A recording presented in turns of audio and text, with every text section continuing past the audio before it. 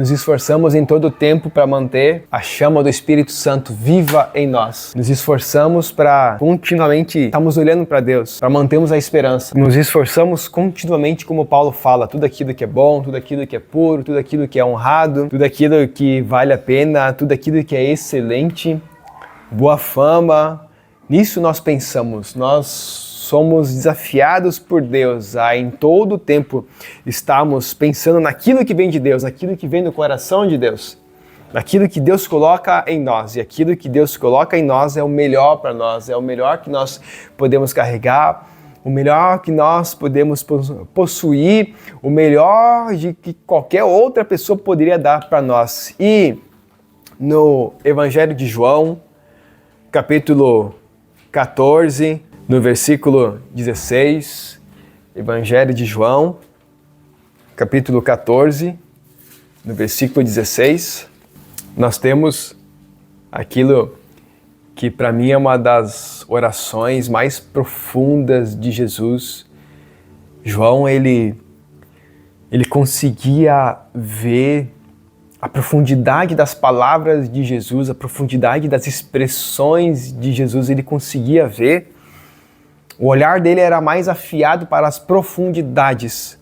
Não era o foco de João, do apóstolo João, não era o que Jesus fazia, era o significado por trás das palavras, o significado por trás das expressões, o significado das atitudes de Jesus, o que ele quis fazer, o que ele quis dizer, o que ele quis mostrar para nós. E João, ele é o detalhe da intenção de Jesus. Por isso que o Evangelho de João não tem tantos milagres, não tem tantas coisas maravilhosas como tem nos outros 3 evangelhos, onde ele gasta a maior parte do tempo para explicar o que Jesus quis fazer e toda a representação por trás disso. E no versículo 16 ele diz, ou melhor, ele repete as palavras de Jesus.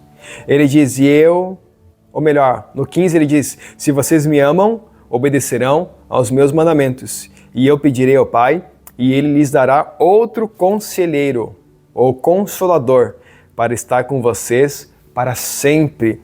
Espírito da verdade. O mundo não pode conhecê-lo porque não o vê, nem o conhece, mas vocês o conhecem, pois ele vive com vocês e estará em vocês. E aí depois ele diz, não vos deixarei órfãos. Ele diz que ele voltará, mas ele não vai deixar ninguém órfão. Se ele não vai deixar ninguém órfão, como ele vai se ausentar então? Porque se ele se ausenta, eles ficam órfãos. Mas não, o Espírito Santo estaria junto, o Consolador. E eu gosto da Almeida porque ela fala o Consolador, o significado dele é o companheiro, aquele que consola. Quem é que consola quem? O que deve haver para ter um consolador? Alguém que está em perda. Alguém que está passando por alguma experiência que não é nada boa, que não é nada bacana, que não é nada agradável. E aí vem uma pessoa que está bem, tecnicamente, e essa pessoa consola a outra pessoa. Pode ser através de palavras, pode ser através de expressões, pode ser através de histórias, pode ser através de presentes, pode ser através de uma representação de alguma coisa. Tem várias formas de consolar, tem várias formas de dar a entender para a pessoa que, por mais que está tudo ruim, está tudo bem. E o Consolador, ele não é às vezes como nós, que para a gente consolar, a gente dá um presente. Exemplo, não, ele não é de dar presente, ele é de se entregar. Ele se entrega, ele anda com a gente, ele está com a gente, ele ouve a gente e ele fala com a gente em todo o tempo, ele permanece em nós. O que Jesus veio fazer? Ele veio morrer, se sacrificar, mas ao mesmo tempo ele ressuscita e ele diz que todo aquele que viver por ele não morrerá. Todo aquele que ouvir e praticar a palavra dele, esse viverá.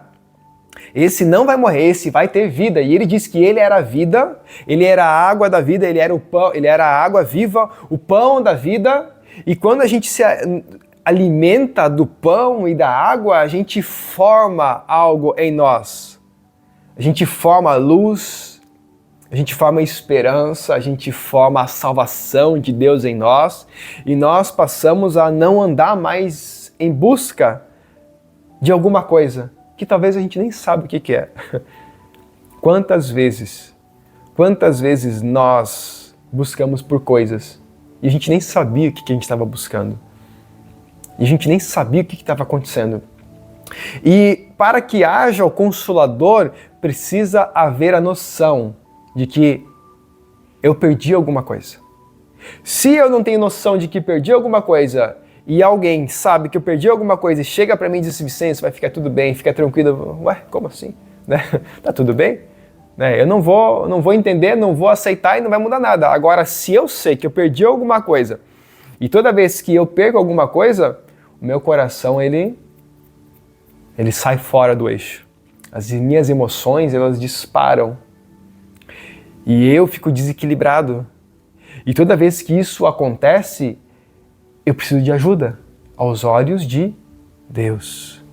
Deus olha para nós e Deus chegou na conclusão de que nós não conseguiríamos nos equilibrar, de que nós não conseguiríamos nos colocar na luz, de que nós não seríamos bons o suficiente para poder nos arrumar.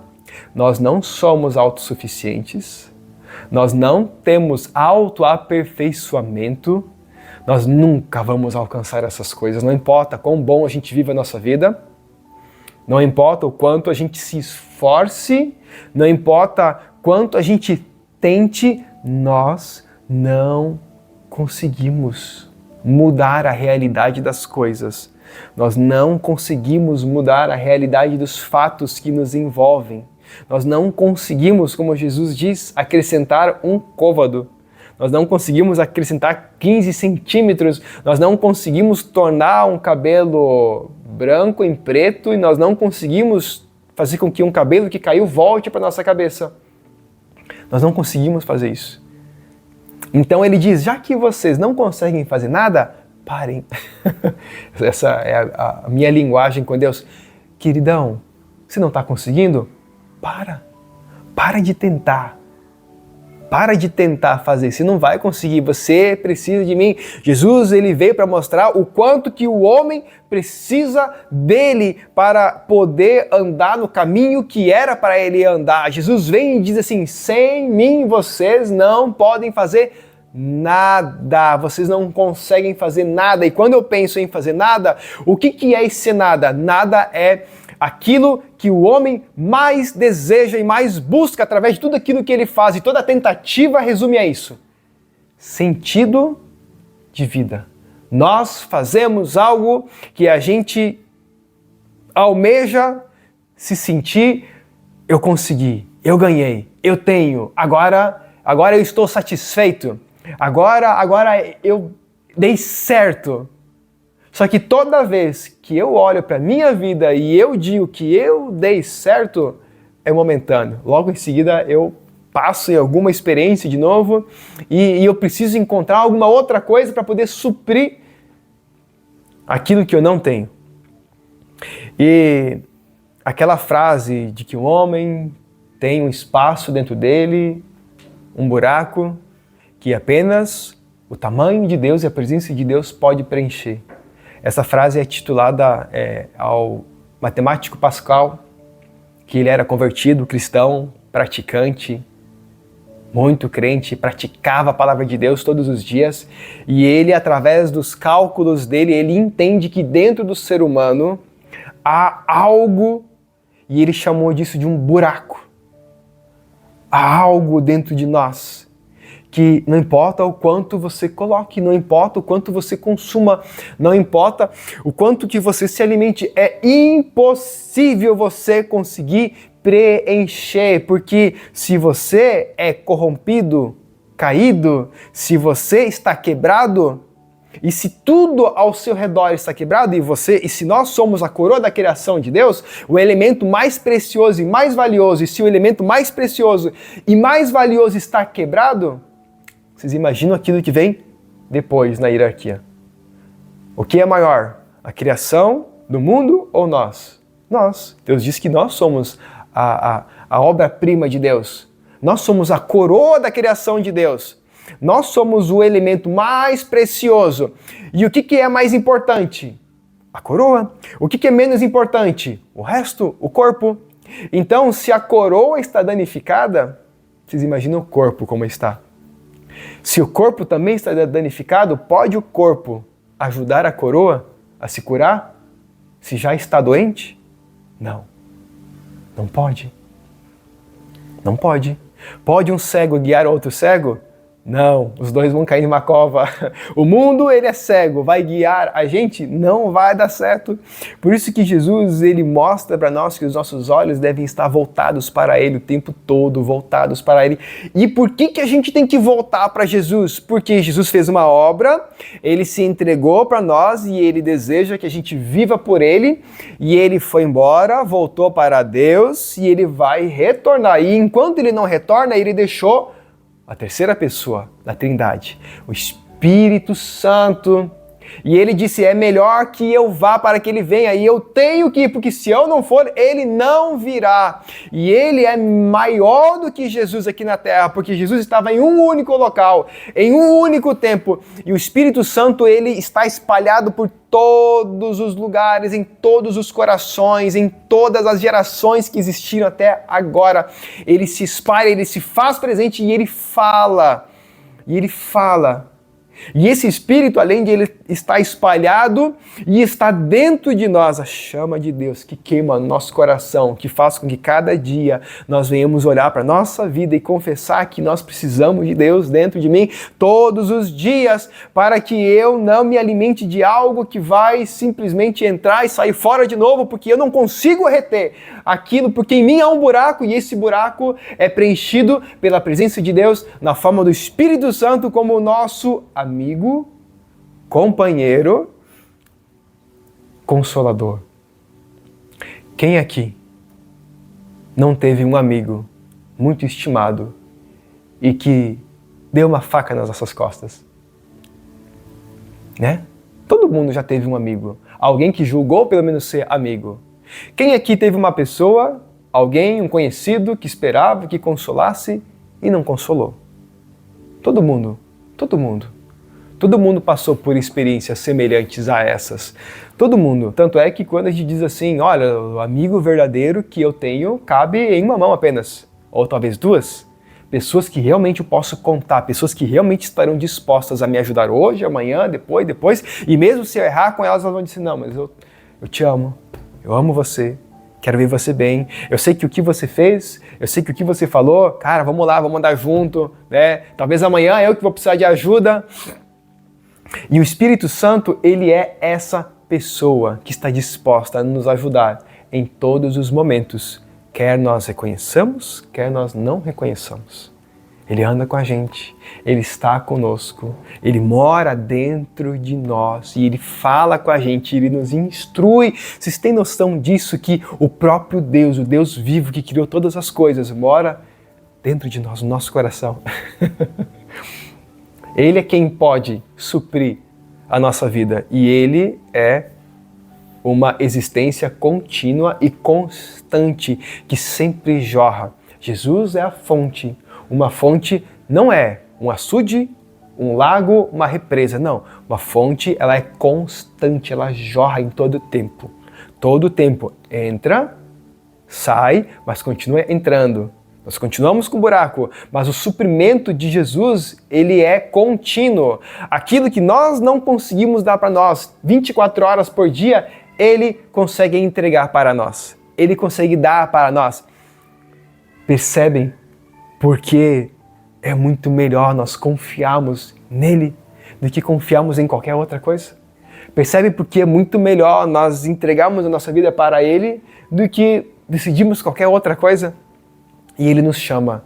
E além de tudo isso, ele nos constrange. Nós somos constrangidos porque ele vem até nós e ele começa a mostrar para nós coisas que a gente não gosta muito de saber. E ele diz, olha, tá vendo por que você precisa de mim? Tá vendo por que é importante que eu esteja com você? Eu consigo arrumar, né? deixa eu pilotar, deixa eu, né? Eu consigo, eu vou conseguir. Eu dou conta do recado. Eu tenho as capacidades necessárias para poder suprir isso. E eu lembro quando Sara, mãe de Isaac, esposa de Abraão, morre. E eu lembro que Abraão manda o servo dele, Eliezer, em busca de uma mulher para Isaac. E quando Eliezer encontra a mulher, a esposa, e ele traz até Isaac, Isaac encontra com ela, descobre que ela é a sua futura mulher, e nisso ele pega ela, recebe ela como mulher, como esposa, e conduz ela até a tenda da mãe dele, de Sara. E lá eles têm ato e eles se casam, formalizam a união deles. E logo em seguida, quando isso acontece, Gênesis diz que Isaac é consolado. Ele é consolado através da união. Sabe o que eu entendo? Eu entendo que Deus, na infinita misericórdia, graça dele, ele usa todo tipo de situação aqui na terra para nos consolar, para nos cuidar. Ele abre caminho aqui na terra através das coisas da terra para cuidar de nós, para nos preparar, para nos ajudar, para que a gente receba aquilo que nós precisamos. E o consolo, ele acalma. O consolo, ele nos acalma, ele nos tranquiliza.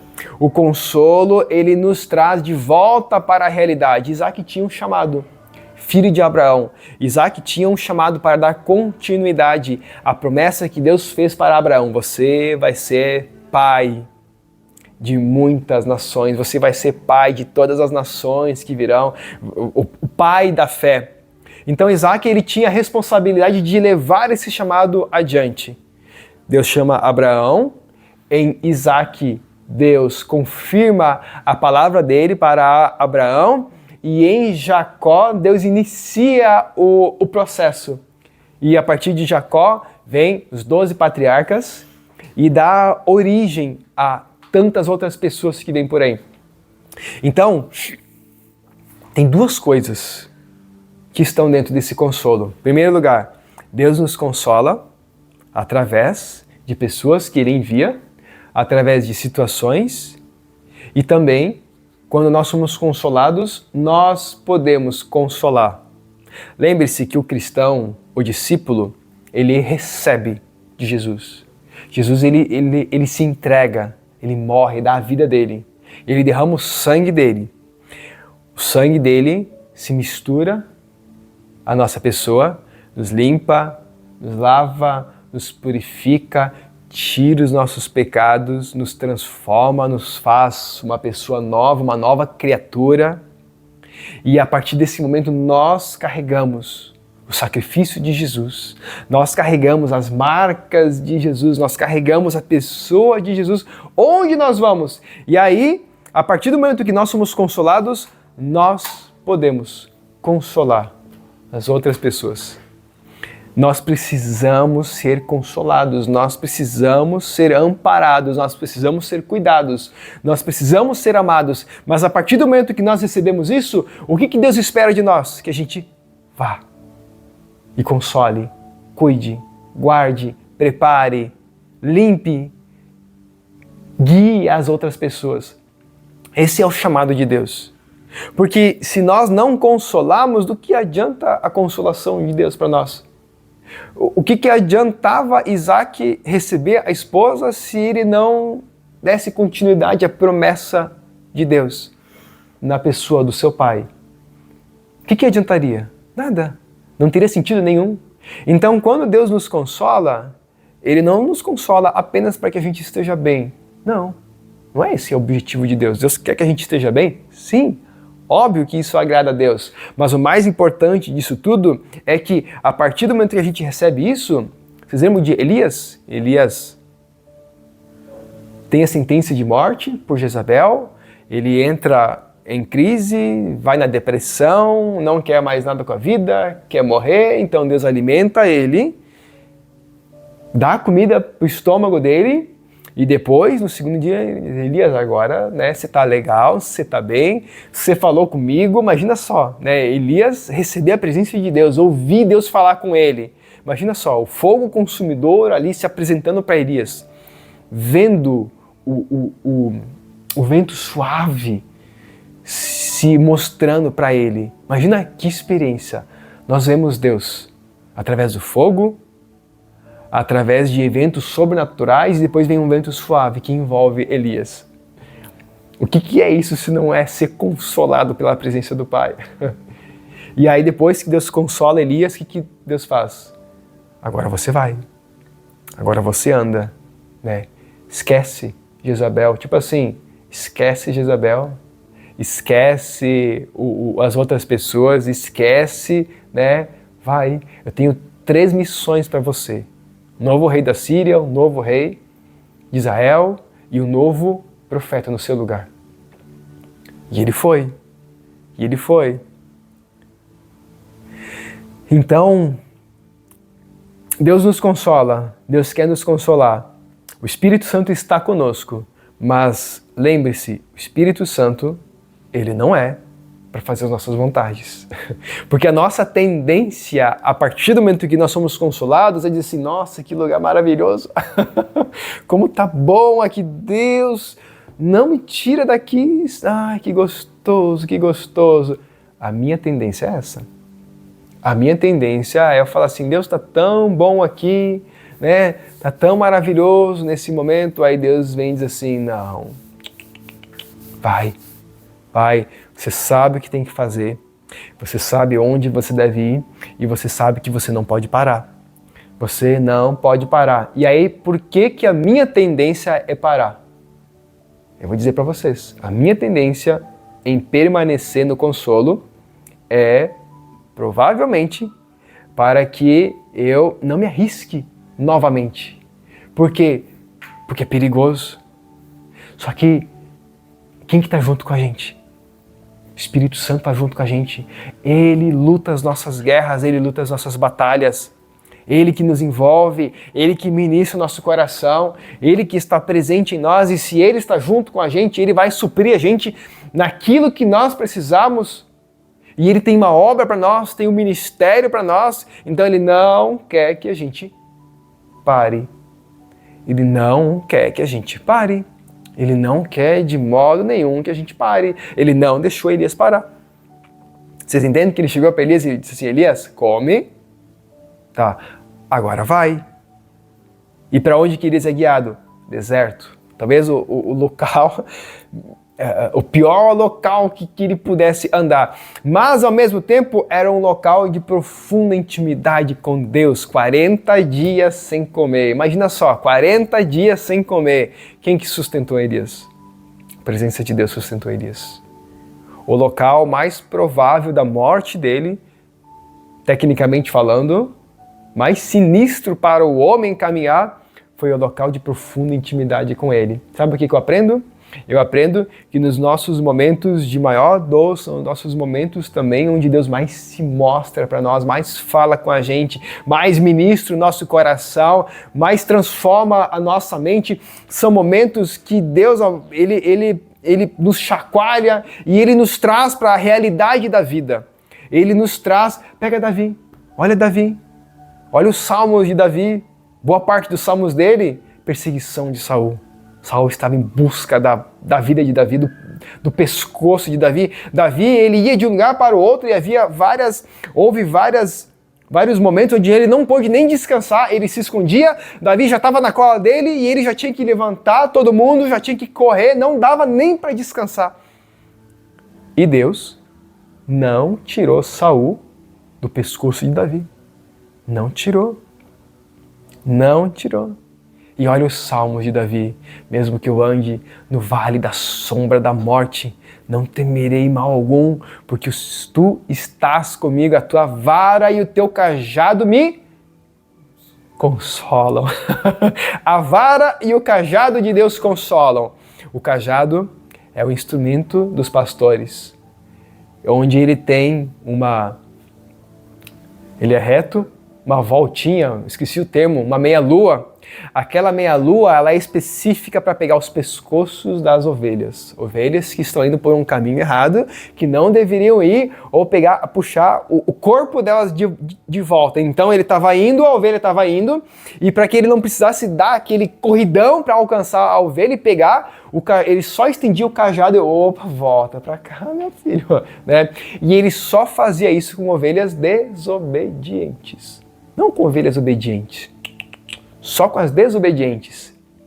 Então, haverá momentos onde que Deus vai pegar o cajado dele, Jesus, ele é o pastor, o bom pastor, e o bom pastor, ele resgata as ovelhas, ele puxa de volta as ovelhas. E ovelha, lembre-se, ovelha não tem noção de onde que ela está indo. A ovelha enxerga mal, ela cheira mal, mas ela ouve. Ela ouve, o que ela ouve do pastor? A voz. As minhas ovelhas ouvem a minha voz. As minhas ovelhas me conhecem. Já testemunhei para vocês. Podem falar, nossa, de novo essa história, vou contar de novo. Uma vez, quando eu era jovem, eu estava no interior esperando um ônibus. E nesse momento um rapaz apareceu, mais ou menos conhecia ele. E lá nessa estrada havia vários galhos de árvore que haviam caído. E do outro lado tinha uma pastagem com muitas ovelhas. E aí ele pegou aqueles galhos de árvore e ele jogou do outro lado e ele só deu um grito. E todas as ovelhas, tinha mais de 50, correram. Correram. Para onde? Na direção dele. Ele deu um grito só.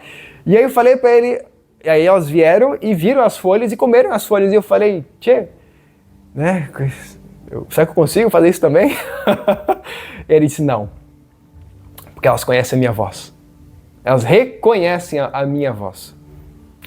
O bom pastor, ele chama as ovelhas dele.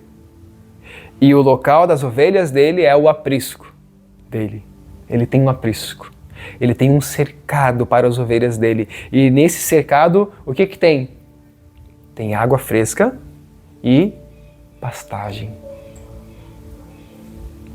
Esse é o nosso lugar. Esse é o nosso lugar. No pasto de Jesus. E Jesus é o bom pastor que dá a vida pelas suas ovelhas. A ovelha que tem que morrer, tá? Quem que morre, o pastor ou a ovelha? Eu nunca vi um pastor dizer assim, agora eu vou me matar aqui para... Não, eu nunca vi um pastor tirar a própria vida, né, de ovelhas. O que eu vejo? Eu vejo o pastor criando ovelhas e ele se sustenta das ovelhas, ele come da carne dela, das ovelhas que tem a lã, ele pega a lã dela, né? E o que ele faz? Ele mata as ovelhas para se sustentar. Só que Jesus não mata a ovelha dele. Ele morreu pelas ovelhas dele. Vocês têm noção disso? Que o bom pastor deu a vida para que as ovelhas não morressem. Ele fez questão que o sangue dele escorresse através das ovelhas, para que as ovelhas não pereçam. Eu conheço as minhas ovelhas e as minhas ovelhas me conhecem. Por quê? Porque elas ouvem a minha voz, elas ouvem a minha voz, elas sabem quando eu chamo elas. E tem a vara. O que a vara faz? A vara é o castigo das ovelhas fujonas. E ele nos castiga. E dói, machuca. Sabe como ele nos castiga? O que é o castigo aos olhos de Deus? Como Deus castiga? O castigo de Deus é a morte. Tá? Lembre-se, o castigo de Deus é morte. Deus disse para Adão e Eva, se vocês comerem do fruto, vocês vão tomar uma varada nas costas, vocês vão tomar uma cintada, uma chinelada. Não. Vocês vão o quê? Pagar com o sangue de vocês e vocês vão morrer. Qual é o castigo de Deus para nós? Original, único. Morte. Esse é o nosso castigo, tá? Aí o que acontece? Deus... Ele instituiu a lei dele, instituiu os mandamentos dele. Nós vamos morrer, tá? O nosso sangue vai ter que ser derramado, nós vamos pagar o preço. Mas Deus instituiu os mandamentos dele para que através dos mandamentos dele a gente morra, mas a gente seja salvo por ele. E aí no meio do caminho, o que acontece? Nós temos escolhas. E as nossas escolhas nos levam a resultados, e os resultados nos levam a consequências. Isso Deus não evitou. As minhas consequências, eu dou conta delas. Eu dou conta das minhas ansiedades. E Deus, e eu vejo que nesses últimos tempos, eu vejo como Deus tem dado umas varadas em mim. E coisas que eu não fazia ideia, Deus começa a trazer. Vicêncio, sabe isso aqui? Pois é, isso aqui é de muitos anos atrás. Isso aqui é de muitos tempos atrás. Isso aqui não é de agora, não. Isso aqui é de muito tempo atrás. E a misericórdia de Deus é tão boa, que Deus ele traz à tona. Ele traz à tona. Porque Deus quer nos purificar, Deus quer nos limpar, Deus quer nos podar e Ele vai podar. E Ele vai podar. E graças a Deus que Deus faz isso. E Deus, lembre-se que Deus ele nos dá o escape. Deus ele nos dá o escape, não só para as tentações, tá? Não, mas para poder suportar a poda de Deus. E Deus não vai economizar tesoura em nós, Ele não vai economizar. Então, eu sei que tem coisas que eu tenho que passar, porque se não passar por isso, não tem. O pastor, ele dá a vida pelas ovelhas, mas o pastor, ele guia as ovelhas. Ele guia e ele faz aquilo que for necessário para que a ovelha chegue onde ele quer que ela chegue, porque a ovelha em todo tempo não quer. A ovelha, ela não tem noção da realidade. Então ele vai guiar a ovelha. Talvez por muitos caminhos que a ovelha não quer passar, mas ele vai guiar. E a ovelha precisa confiar nele. E quando ela confia, ela chega no lugar destinado para ela chegar. E o Consolador é aquele que nos ajuda a passar por todo o processo. Quando Jesus retornar e nos levar com Ele, além de levar nós com Ele, o Espírito Santo vai voltar para Deus e não haverá mais Espírito Santo no mundo. E Apocalipse nos conta que a realidade das pessoas vai estar completamente caótica. Vocês imaginam? Nós vivemos hoje sem o Espírito Santo. A gente não faz ideia do caos que seria na nossa mente, no nosso coração, ao nosso redor. Imagina não haver mais moral, não haver mais padrão nenhum para ser seguido. Porque o Espírito Santo é isso. Ele nos dá o padrão no nosso coração. Ele nos diz o que é certo e o que é errado. Mesmo quem não acredita em Jesus sabe que não pode matar alguém. Sabe que não é legal mentir, sabe que não é legal roubar, sabe que não é legal ter vício. A pessoa sabe, mesmo aquela que não tem Jesus. Por quê? Porque tem um padrão moral dentro dela. E quem que botou esse padrão moral? Deus. E quem que fala, e quem que traz à tona o padrão moral? O Espírito Santo. E o Espírito Santo vai ser retirado. Então, quando ele for retirado, não haverá mais padrão nenhum. Vocês imaginam o caos que será nas mentes das pessoas? Não haverá mais consolador, não haverá mais guia, não haverá mais instrutor, não haverá mais mestre, haverá apenas caos. Ouvir o Espírito Santo é uma decisão nossa. Acatar, ouvir o Espírito Santo todo mundo ouve, mas acatar as ordens e os conselhos é uma decisão nossa. E quanto mais próximo nós estamos da palavra de Deus, vai ser mais fácil a gente acatar ele. Vai ser mais fácil a gente aceitar, porque ainda a gente precisa aceitar. Lembre-se, alguém vem nos consolar, alguém vem nos dar um abraço, a gente aceita ou não aceita. Tudo depende do nosso humor. Então, Paulo diz, se não me engano, lá em Colossenses, não entristeçam o Espírito Santo. Como nós entristecemos ele? Só pelo fato que a gente não está ouvindo ele. Né? O que eu preciso para entristecer a minha mulher? Simples, não ouvir ela, não receber aquilo que ela está me falando já é suficiente. Né? Por quê? Porque eu sou o marido dela, então qual que é a lógica? Ela vem me falar alguma coisa, eu digo, tanto faz. Pronto. Quando o Espírito Santo vem e me fala as coisas, o que ele quer que eu ouça? Como é que é? Peraí. Não entendi. Conta de novo. Pá, calma, meu Deus do céu. Tá, me fala, como é que é mesmo? Né? Lembra lá de Samuel? Deus chega a Samuel corre lá para Eli. Deus não se magoou por ele não ter identificado que era a voz de Deus. Ele não se magoou. Pelo contrário, Deus sabia que Samuel não sabia identificar a voz dele. Então o que Deus fez? Ele continuou chamando até que Samuel conseguisse identificar. A partir do momento que ele disse, Samuel, ó, quando você ouvir, diz assim, ó, Deus, eis-me aqui, fala que o teu servo ouve. A partir do momento que ele sabia disso e que Deus chamasse ele e ele não falasse isso, aí sim, Deus talvez não chamaria mais ele. Entendeu? Quando nós ouvimos a voz de Deus, o Espírito Santo, que a gente diga, Espírito Santo, eis-me aqui. Fala, eu quero te ouvir. Me ajuda. Davi falou, me ajuda, Deus. Me ajuda na minha incredulidade, me ajuda na minha dor, me ajuda no meu problema, me ajuda. E Ele vai ajudar. Ele sempre ajuda aqueles que estão dispostos. Amém?